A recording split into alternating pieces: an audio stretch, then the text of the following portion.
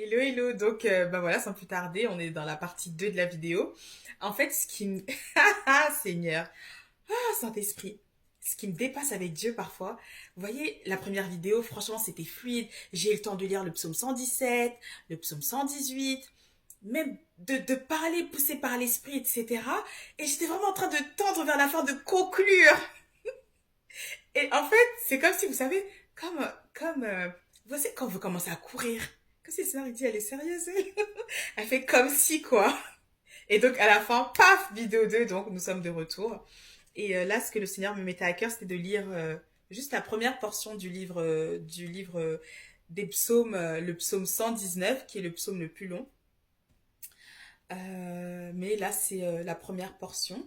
Et ensuite, ben, je me laisserai conduire par le Saint-Esprit pour savoir qu'est-ce qu'il voulait nous dire à ce point-là, pour me dire partie 2 à ce point-là jusqu'à la fin de la première vidéo. Donc, let's go, ok. Je lis au nom du Seigneur Jésus. D'accord, Saint-Esprit, je vais le dire. Jésus vous aime. Non, je rigole, mais c'est vrai, c'est vraiment... c'est un miracle hein, de savoir que on est aimé par Dieu. Vous savez, dans les autres religions, ils se battent, hein. Ils n'ont pas l'assurance de leur salut. Donc ils se battent à faire des œuvres, etc. Comme le peuple d'Israël, vous savez, par rapport à la loi, c'était pas possible. Vous voyez. Et mais nous, en Christ, son amour ne s'éloignera point de nous, jamais. Il nous aime pour l'éternité. Et, et je ne sais même pas si on se rend compte à quel point Dieu s'est dépouillé pour nous sauver, pour nous redonner notre autorité que nous avons perdue à cause de la tentation qui a lieu dans le jardin d'Éden. C'est juste un miracle. Il s'est dépouillé, il est venu sur cette terre très humblement. Il est né dans une étable, s'il vous plaît, avec des animaux. Donc pas de luxe, pas de... Non, pas tout... Rien de tout cela. Et,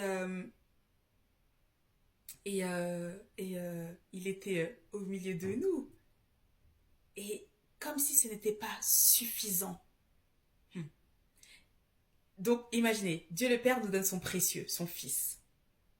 Et ce n'est pas fini. Il nous donne qui encore? Un autre consolateur, le Saint-Esprit. Je ne sais même pas si on se rend compte à quel point c'est trop précieux. Où est-ce que vous avez déjà entendu ça? Où?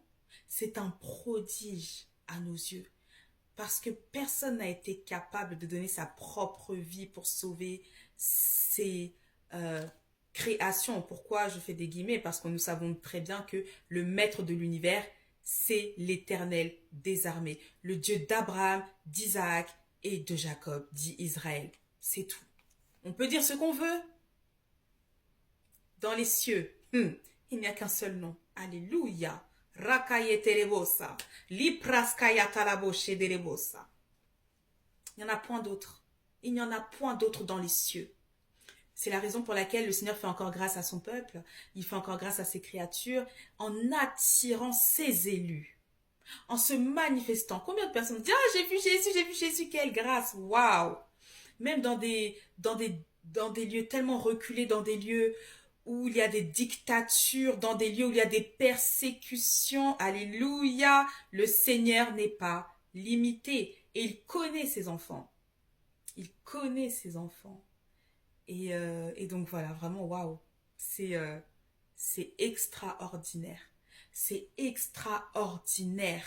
La broscalia pachen terebosa. Celui qui vit en nous, c'est l'Éternel des armées. C'est l'Éternel des armées qui vit en nous, qui est autour de nous. Et puis, non, c'est même pas fini.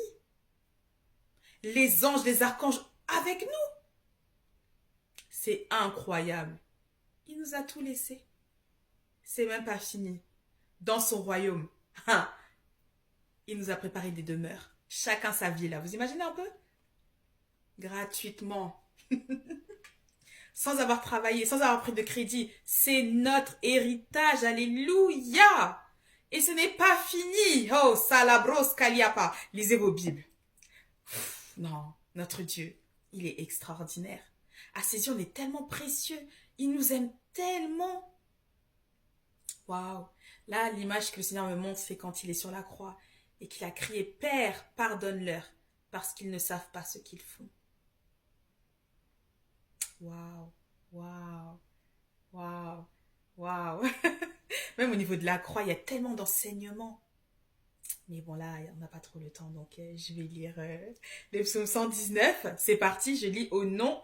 Ah, on aura le temps apparemment. Bon, on se laisse conduire, hein. En tout cas, psaume 119, la première partie, donc verset 1 au verset 9. Il y a écrit Aleph, donc je le dis. Heureux ceux dont la conduite est intègre, ceux qui marchent suivant la loi de l'Éternel. Heureux ceux qui gardent ses instructions, qui le cherchent de tout leur cœur, qui ne commettent aucune injustice et qui marchent dans ses voies. Tu as promulgué tes décrets pour qu'on les respecte avec soin. Que mes actions soient bien réglées afin que je respecte tes prescriptions. Alors je ne rougirai pas de honte devant tous tes commandements. Je te louerai avec un cœur droit, en étudiant tes justes sentences. Je veux respecter tes prescriptions. Ne m'abandonne pas totalement. Bête, B-E-T-H, c'est ce qui est écrit. Verset 9. Comment le jeune homme rendra-t-il pur son sentier? En se conformant à ta parole. Amen, amen, amen. Alléluia. Amen. Je vous invite aussi à lire le psaume 123 et le psaume 23 dans votre intimité avec le Saint-Esprit. Là, il reste combien de temps? Très peu, mais on va voir, hein, parce que ça, on m'a dit que j'avais eu le temps. En fait, ce que je me disais par rapport à la Trinité, la Sainte Trinité, c'est que c'est juste incroyable. Ceux qui connaissent l'histoire de Jésus, on voit qu'à un moment donné, alors que le moment de sa crucifixion était en train d'approcher, Jésus était dans le jardin avec ses disciples à Gethsémane et il disait Père, si tu le veux, permets que cette coupe s'éloigne de moi. Et à un moment donné, il avait compris la décision du Père et la Bible nous dit aussi que le Père avait envoyé un ange pour le fortifier. Et ensuite, il a dit, ok, non pas ma volonté, Père, mais ta volonté. S'ensuit son arrestation, son jugement, son sort était déjà scellé, bref, les moqueries, ce qu'on appelle la passion du Christ, hein, toute cette violence qu'il a subie et, alors qu'il était innocent, qu'il n'avait rien fait. Et en fait, à un moment donné, quand je repensais à ce qui s'est passé, alors qu'il était, par exemple, si c'est vrai, sur la croix, il était entouré de deux brigands, il se moquait de lui et à un moment donné, un des brigands a dit à son acolyte, ok, nous on est sur la croix, on sait pourquoi, on le mérite, mais lui il est innocent. Et à un moment donné, il dit au Seigneur Jésus, Seigneur, souviens-toi de moi lorsque tu seras entré dans ton règne. Et Jésus-Christ lui dit, en vérité, aujourd'hui même tu seras au paradis avec moi, ok? Et s'ensuit le fait que Jésus, bah voilà, ils sont sur la croix, etc. Et à un moment donné, la Bible nous dit que il y a eu des ténèbres dans les cieux. Et c'est là où je me suis dit, c'est juste extraordinaire.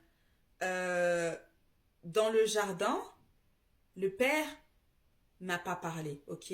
Mais Jésus avait compris. Et sur la croix, qu'est-ce qui s'est passé? C'est qu'à un moment donné, Jésus se rend compte de quelque chose. Il se rend compte que, oh, le Père est très, très, très en colère. C'est la raison pour laquelle il a dit, Père. C'est comme s'il disait, Père, pardon, Père, ne leur impute pas ce péché. Voyez un peu, pardonne-leur parce qu'ils ne savent pas ce qu'ils font. Pourquoi? Parce que le Père, quand même, c'est le Père de Jésus. Vous voyez? Et c'est là je me suis dit, et c'est là que j'ai compris, en fait, l'importance de la Trinité. Parce que Jésus, on dit que voilà, il était esprit, ok, rempli du Saint-Esprit. Mais sur la croix, il avait besoin du Père. Et à un moment donné, il dit, Père, pourquoi m'as-tu abandonné?